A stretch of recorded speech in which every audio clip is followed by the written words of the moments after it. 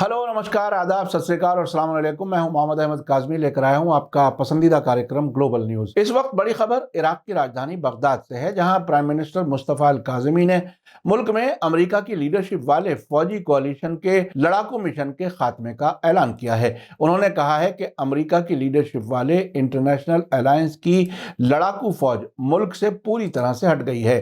एक Twitter post में मुस्तफ़ा अल काज़मी ने कल कहा कि इंटरनेशनल कोalition का लड़ाका यानी कॉम्बैट मिशन खत्म हो गया है। साथ ही उन्होंने कहा है कि इराकी फौजें अब अपने दम पर टेररिज्म का मुकाबला करने की सलाहियत रखती हैं। साथ ही इराकी प्राइम मिनिस्टर ने अमेरिकी कोalition का शुक्रिया अदा करते हुए कहा है कि मुल्क के फौजी दाइश के खिलाफ लोगों की हिफाजत के लिए तैयार हैं। इसी बीच इराक के रेजिस्टेंस ग्रुप्स के अलायंस का कहना है कि अमेरिकी जिम्मेदार इराक से अपनी फौज वापस बुलाने में सीरियस नजर नहीं आ रहे, जबकि वे उन्हें पूरी तरह से बाहर निकाल कर ही दम लेंगे।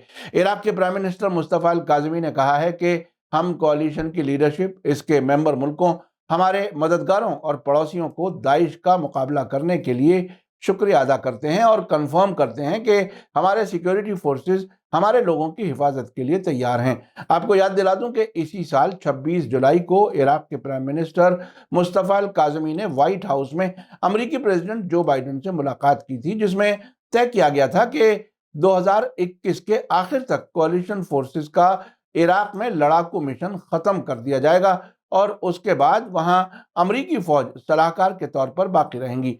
उस वक्त रॉयटर्स ने तबसरा करते हुए कहा था कि यह समझौता इराकी सरकार के लिए ऐसे सियासी नाजुक वक्त पर आया है जब मुस्तफ़ा अल काज़मी का ईरान की सपोर्ट वाले ग्रुप्स और मिलिशिया ग्रुप्स की तरफ से सभी अमेरिकी फौजों को फौरन बाहर निकालने का दबाव बढ़ रहा था।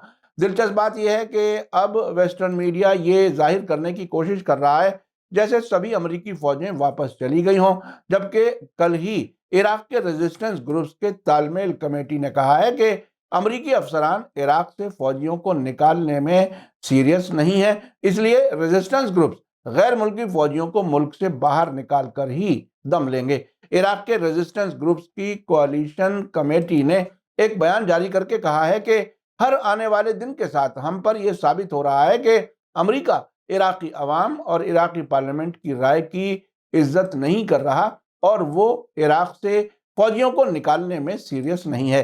उन्होंने मांग की है कि अमेरिका अपने फौजियों को निकालकर इराकी अवाम और पार्लियामेंट के फैसले की इज्जत करते हुए इराक की अखंडता यानी इंटीग्रिटी को कबूल करे। एक और इराकी लीडर मोहम्मद नूरी अब्द रब्बो ने कहा है कि इराक में टेररिस्ट हमलों को रोकने के लिए हमें गैर मुल्की फौजियों की कोई जरूरत नहीं है। इराक के पास टेररिस्ट पर काबू पाने की भरपूर सलाहियत और ताकत है। उधर इराकी पार्लियामेंट में अल फतह अलायंस के सरबरा हादी अल आमिरी ने भी कहा है कि इराक के बुनियादी कॉन्स्टिट्यूशन में गैर मुल्की फौजियों की मौजूदगी की इजाजत नहीं है। उनका कहना है कि गैर मुल्की फौजियों की मौजूदगी पड़ोसी मुल्कों के लिए भी खतरा है। आपको याद दिला दूं कि 3 जनवरी 2020 को अमेरिका के जरिए बगदाद एयरपोर्ट के नजदीक ईरान के कुद्स फोर्स के कमांडर जनरल कासिम सुलेमानी और इराक के हश्द अल शाबी के डिप्टी कमांडर अबू मेहंदी अल मुहंदिस के अमेरिकी ड्रोन हमले में कत्ल किए जाने के बाद 5 जनवरी 2020 को इराकी पार्लियामेंट ने एक रेजोल्यूशन पास किया था, जिसमें सरकार को मुल्क से गैर मुल्की फौजियों की मौजूदगी को खत्म करने के लिए कहा गया था।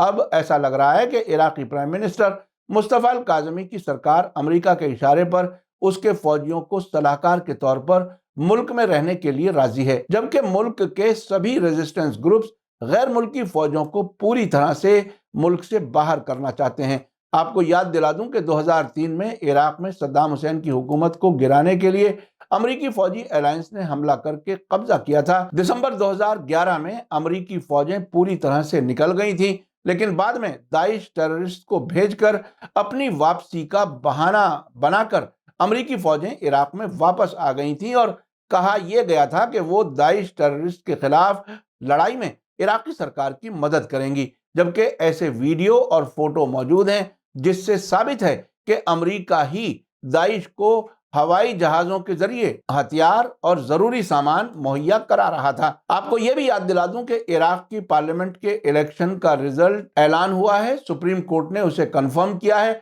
जल्द ही वहां नई सरकार बन सकती है। रेजिस्टेंस ग्रुप्स का कहना है कि इराक की सुप्रीम कोर्ट ने अमेरिका के दबाव में पार्लियामेंट के इलेक्शन को कंफर्म किया है। आगे आने वाले वक्त में किसकी हुकूमत होगी, अमेरिकी फौजें कैसे रहेंगी, क्या होगा, ये देखने की बात होगी। आखिर में आपको याद दिला दूं कि अगर आपने अभी तक media star world YouTube channel subscribe नहीं किया है तो सब्सक्राइब कर लें और घंटी दबाना ना भूलें। और अगर आप हमें फेसबुक पर देख रहे हैं तो हमारे पेज को लाइक करें ताकि हमारी हर नई वीडियो की खबर आपको सही वक्त पर मिल सके। इसी के साथ मुझे दीजिए इजाजत। ग्लोबल न्यूज का ये एपिसोड आपको कैसा लगा कमेंट्स में जरूर लिखें। थैंक यू, धन्यवाद, शुक्रिया। जय भारत, जय हिंद। मीडिया स्टार वर्ल्ड के और वीडियो देखने के लिए हमारे चैनल को सब्सक्राइब करें और सीधे नोटिफिकेशन पाने के लिए बेल आइकन दबाएं। और अगर हमारी खबर सच्ची और अच्छी लगे तो अपने व्हाट्सएप, इंस्टाग्राम, फेसबुक और ट्विटर अकाउंट पर जरूर शेयर करें।